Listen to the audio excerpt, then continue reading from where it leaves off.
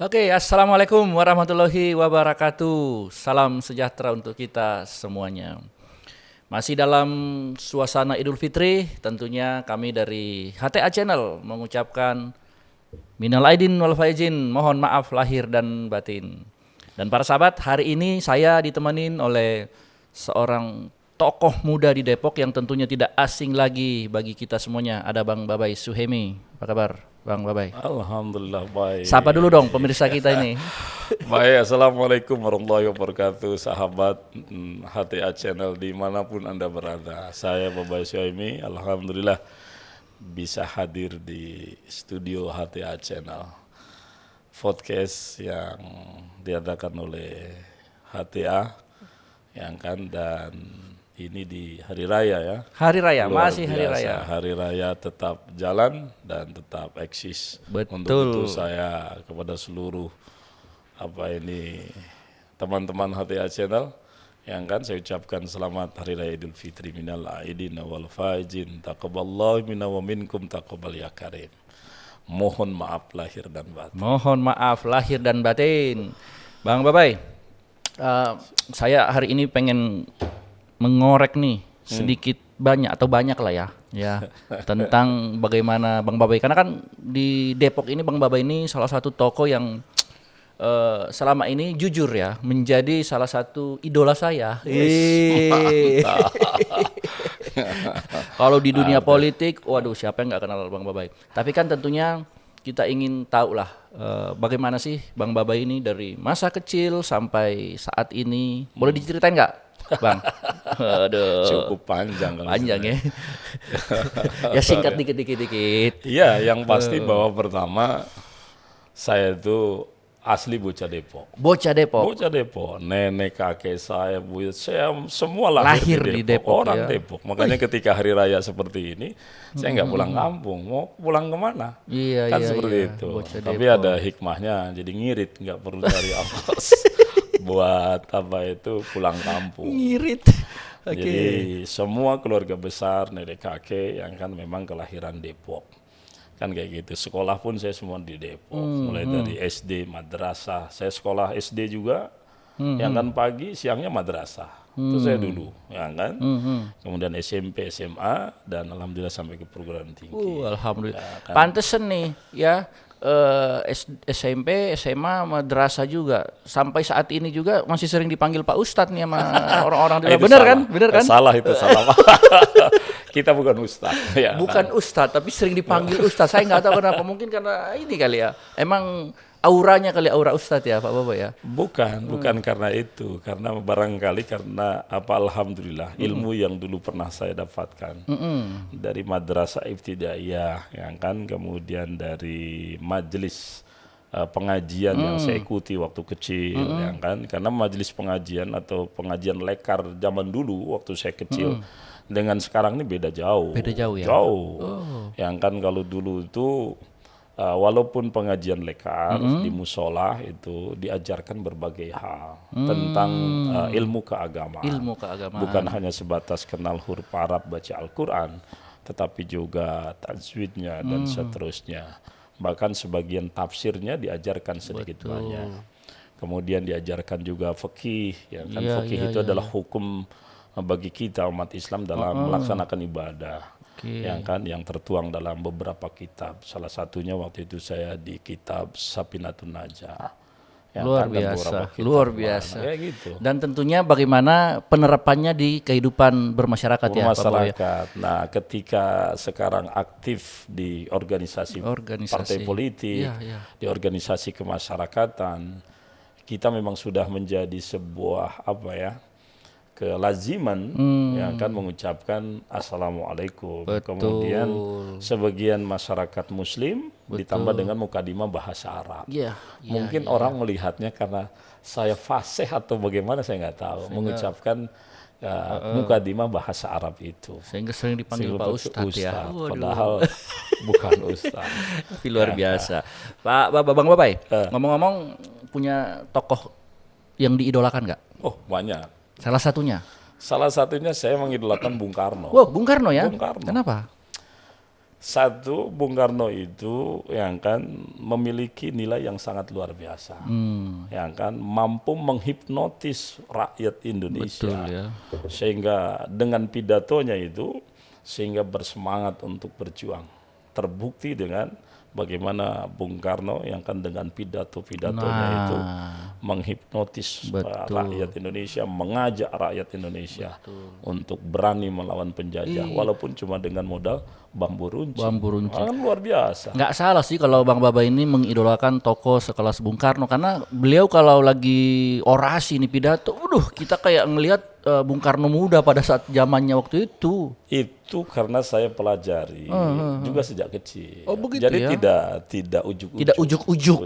Dan salah satunya saya dulu waktu SMP SMA sering ikut lomba pidato. Sering ikut ya?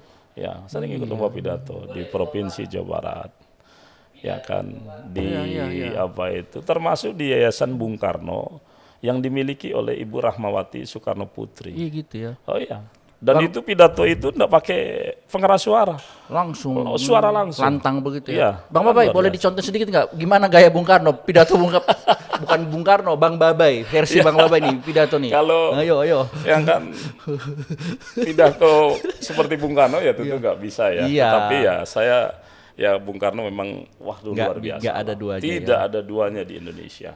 Samalah seperti dai dan kiai besar di Indonesia ini Pak Kiai Haji Jainuddin MZ.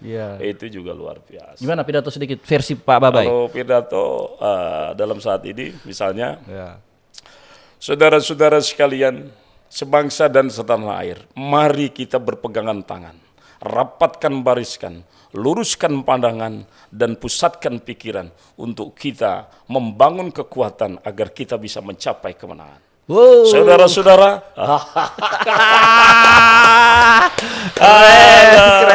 keren.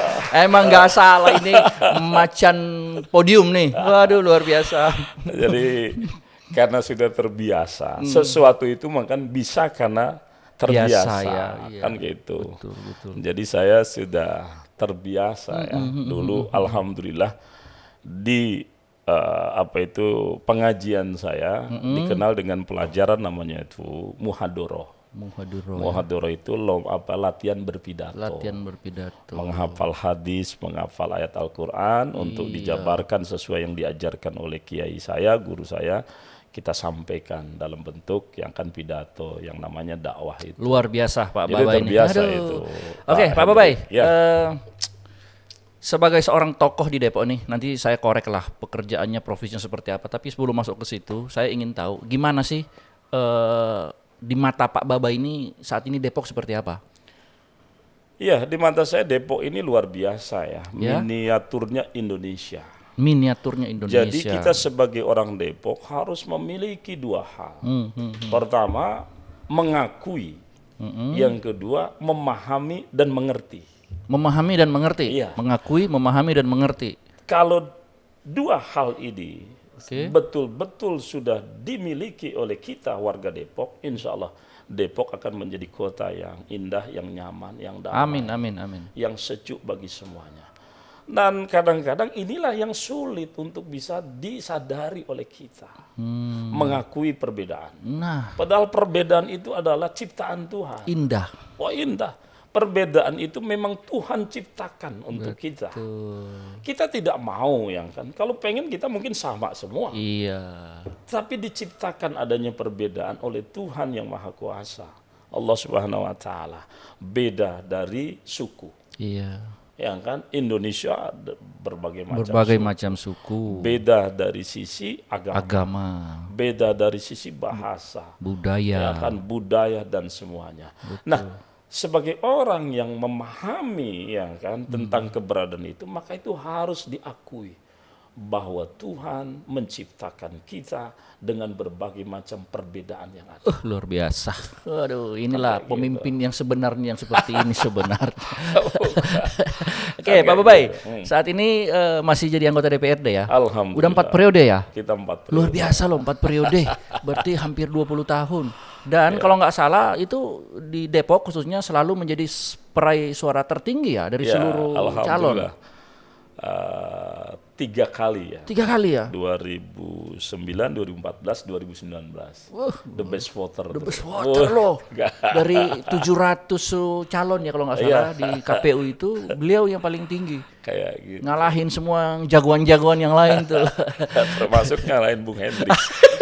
Tapi tidak bisa dikalahin. Iya. Kedudukannya sebagai ketua DPRD. Itu mesti punya jurus tersendiri kalau itu. Pak Babai, sebagai anggota DPRD, apa yang perlu dibenahi di Kota Depok saat ini? Banyak ya. Banyak. Boleh dijelaskan? Pertama tadi, kita harus mendorong bagaimana sesama warga Depok harus mengakui adanya perbedaan. Itu dulu ya? Itu dulu. Kesadaran itu harus muncul. Iya. Tetapi itu juga tidak cukup untuk mewujudkan Kota Depok yang nyaman dan damai. Apa yang kedua? Memahami dan mengerti. Memahami dan menghormati maksud saya. Kalau kita memahami perbedaan, kemudian menghormati perbedaan itu, karena itu adalah merupakan anugerah dari Tuhan Yang Maha Kuasa, indah hidup ini. Indah. Tidak akan ada kebencian. Betul. Tidak akan ada rasa yang kan merasa paling benar. Iya, betul. Paling pintar. Yang kan tidak akan ada rasa merasa yang kan hebat sendiri. Merasa tertindas atau merasa disaingi. Nah, ketika kesadaran bahwa kita mengakui kita ini berbeda, kemudian menghormati perbedaan itu, maka insya Allah satu sama lain kita akan saling berangkulan, bergandengan tangan, saling bekerja sama, di mana yang harus kita lakukan kerjasamanya. Betul. Agama misal contoh. Kita orang Depok harus mengakui adanya perbedaan. Adanya banyak agama yang dianut oleh orang Depok. Kan seperti itu. Betul. Dan ini harus, nggak bisa tidak. Dan ini juga merupakan sebuah anugerah dari Yang Maha Kuasa. Dari Tuhan Yang Maha Kuasa, Allah Subhanahu wa Ta'ala. Nah, ketika kita mengakui adanya perbedaan antar pemeluk atau antar agama di Kota Depok ini, maka yang kedua harus kita lakukan menghormati. Kalau kita sudah menghormati, maka tidak ada rasa kebencian, sampai lagi harus mengusik. Yang mau ke gereja dihormati, silakan, karena memang itu adalah keyakinannya. Betul. Menghormati itu bukan berarti kita lantas meyakini. Keyakinan orang itu tidak. Ada beberapa orang yang kadang-kadang salah mengartikan, menghormati, kan seperti itu, dianggap, wah, mengikuti, ente meyakini itu kafir ente, itu nggak benar, tidak demikian, saya orang Islam, makanya di dalam ajaran agama Islam kita dikenal kepada dua hal, ada yang namanya hablum minallah, hubungan kita kepada Allah, ada hablum minan nas loh. Bukan hablum minal muslimin atau hablum minal mukminin, tidak. Hablum minan nas itu manusia. Artinya semua manusia, dari semua agama, dari semua suku, dari semua berbagai daerah dan negara harus kita jaga. Ini perintah. Betul. Jadi kalau ada orang Islam benci sampai lagi harus membunuh, yang berbeda keyakinan, sesungguhnya menyalahi ajaran. Dan yang kedua menyalahi kehidupan kita di Indonesia, termasuk di Kota Depok. Menurut Pak Babai di Depok masih ada yang seperti itu kira-kira ya? Saya melihat masih ada benih-benih benih intoleran ya. Intoleransi itu yang muncul ini menjadi tanggung jawab kita semua, terutama tanggung jawab pemerintah, pemerintah Kota Depok harus hadir di tengah-tengah perbedaan masyarakat itu, yang pada akhirnya nanti ketika sudah mengakui adanya perbedaan, kemudian menghormati perbedaan itu, maka tidak perlu kita ketakutan. Silakan mau, apalagi dalam Islam itu kalau Bung Hendrik tahu bahwa tidak ada pemaksaan dalam beragama Islam. Saya tahu persis seperti itu. Sehingga nggak perlu kita. Betul. Kalau memang Sebab sekali lagi yang bisa membolak-balikkan hati atau yang bisa memberikan hidayah dalam kita ajaran Muslim itu adalah Allah. Ya kan, sekalipun kita ajarkan dia tentang agama Islam, tentang hadis Al-Quran, kalau memang tidak ada kehendak dari Allah hidayah kepadanya, nggak akan dia bisa masuk Islam. Betul. Kan gitu. Jadi tidak ada alasan, ya kan, bagi kita warga Kota Depok untuk membenci, ya kan, umat yang berkeyakinan lain. Lain dengan kita. Bagiku agamaku, bagimu agamamu. Yes, kan begitu ya? Seperti itu. Iya. Kan gitu. Tahu gue. Jadi itu ada di dalam firman yang kan Allah di dalam Al-Qur'an. Iya. Ya kan, lakum dinukum waliyadin. Kan seperti Betul. Yang kan, jadi memang sih beberapa waktu yang lalu kan ada survei itu salah satu lembaga setara institut ya. Yeah. Kalau Pak Babai pernah baca itu kan cukup menghebohkan. Bahkan Depok masuk dalam kategori kota yang paling intoleran, ya kan? Pak Wali waktu itu sempat agak emosi dengarnya katanya. Cuma menurut saya sih ya nggak usah emosi lah, ditanggapi baik aja kan? ya. Itu pun kembali kepada tadi, ketika ada pandangan dari setara institut tentang Depok kota intoleran, saya sebagai anggota DPRD, Bung Hendrik sebagai wakil ketua DPRD, Pak Wali sebagai pimpinan. Yang kan daripada kita Kota Depok ini, maka menurut saya nggak perlu kita emosi, nggak perlu kita merasa kebakaran jenggot atau marah. Tapi mari kita terima, ya kan, itu bagian dari sebuah perbedaan pemikiran. Itu kan perbedaan pemikiran. Iya betul. Itu kan pikiran dari setara institut yang dilakukan secara ilmiah melalui survei, ya kan. Yang perlu kita sadari adalah, dan yang perlu kita ketahui dari survei itu adalah apa sih yang menyebabkan Kota Depok dikatakan sebagai kota intoleran.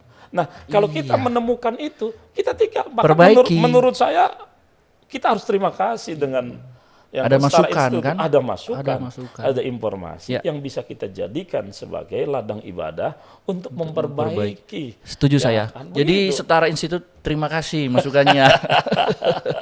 Aduh, Pak Babai, terlepas dari gonjang-ganjing intoleran atau toleran tadi itu, masyarakat Depok gimana nih kalau kita melihat dari kesejahteraannya, ekonominya seperti apa di mata Pak Babai saat ini? Ya, pertama kalau saya lihat dari sisi kerukunan antar umat beragama dulu. Oke. Yang kan sesungguhnya di Depok ini sesuatu yang sangat baik. Iya. Yang kan kerukunan antar umat beragama, yang kan cukup berjalan dengan baik. Yang kan satu sama lain saling menghormati. Yang kan satu sama lain bahkan bekerja sama dalam hal kehidupan kemasyarakatan, dan ini harus kita pertahankan.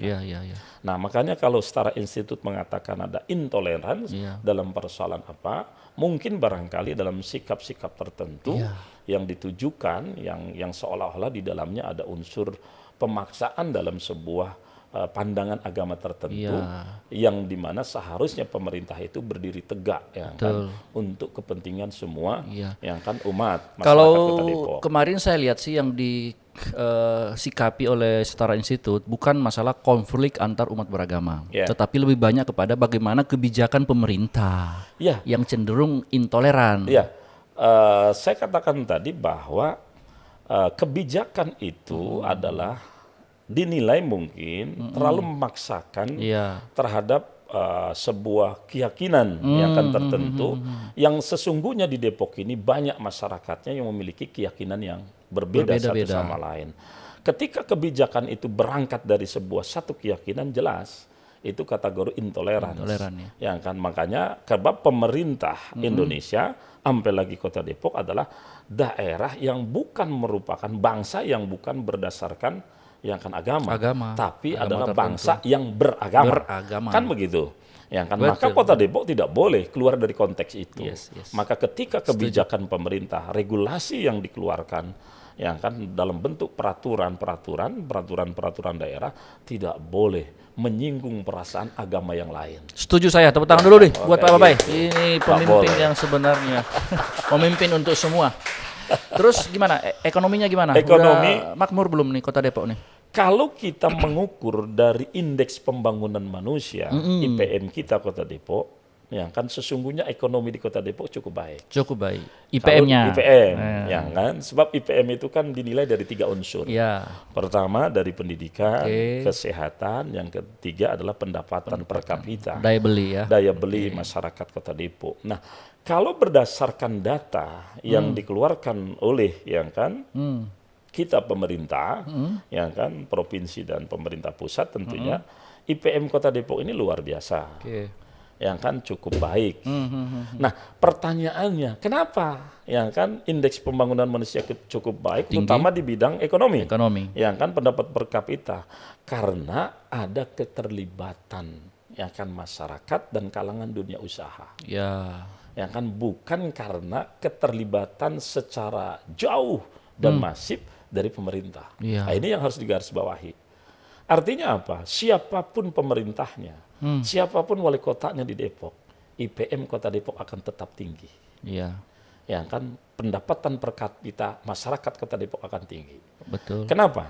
Pertama, penduduk Kota Depok, pekerja yang ada di Kota Depok, khususnya ini hampir 50% bekerja di Jakarta. Di luar Depok ya. Di luar Depok. Iya. Kan gitu. Iya. Sementara kita tahu sendiri bahwa upah Jakarta jauh berbeda dengan kita Kota Depok. Betul.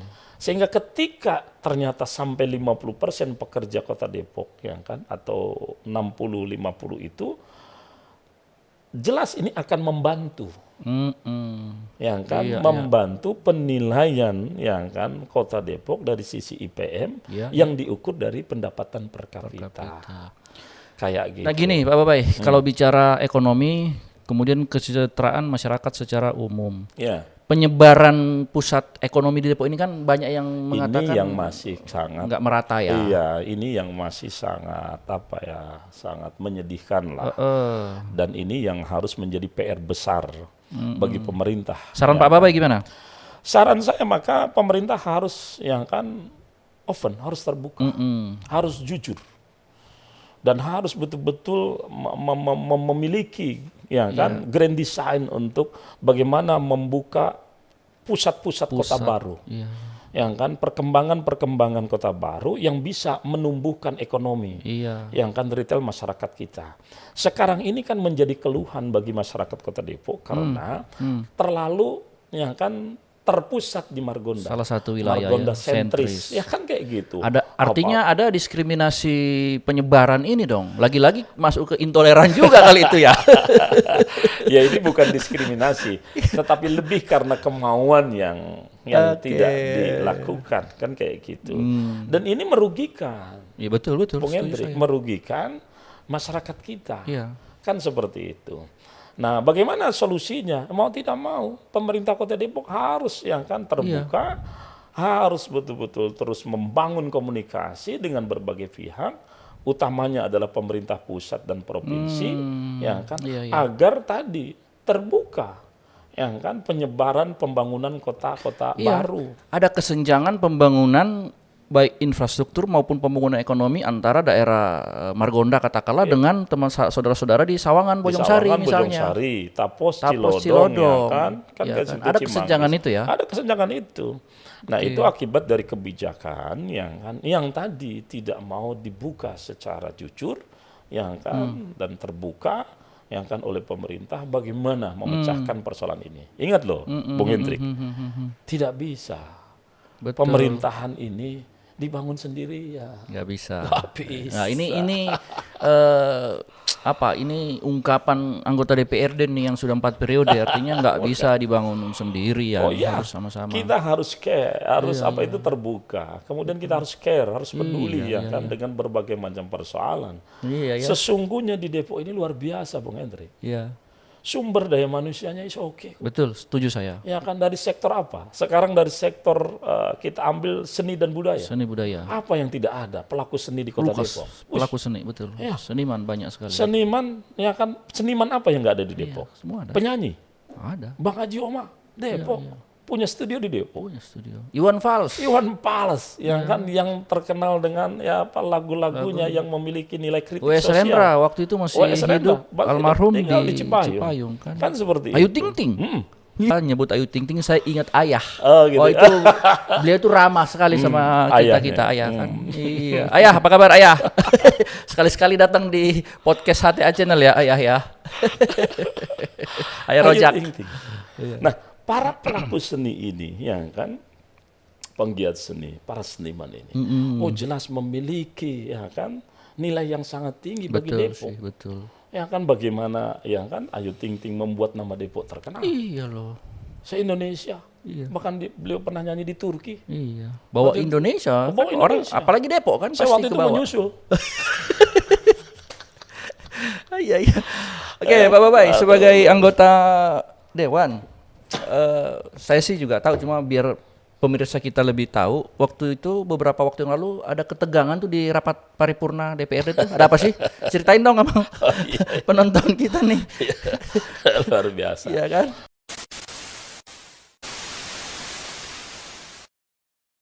Sebenarnya anggota DPRD kemarin yang sempat agak keras di sidang paripurna, Ya. ini sebenarnya mendukung program yang ada di dalam Kartu Depok Sejahtera. Sangat mendukung. Iya. Tapi yang diinginkan adalah transparansi. Transparansi dari sisi penggunaan Penggunaan dan keuangannya anggaran. dan anggarannya,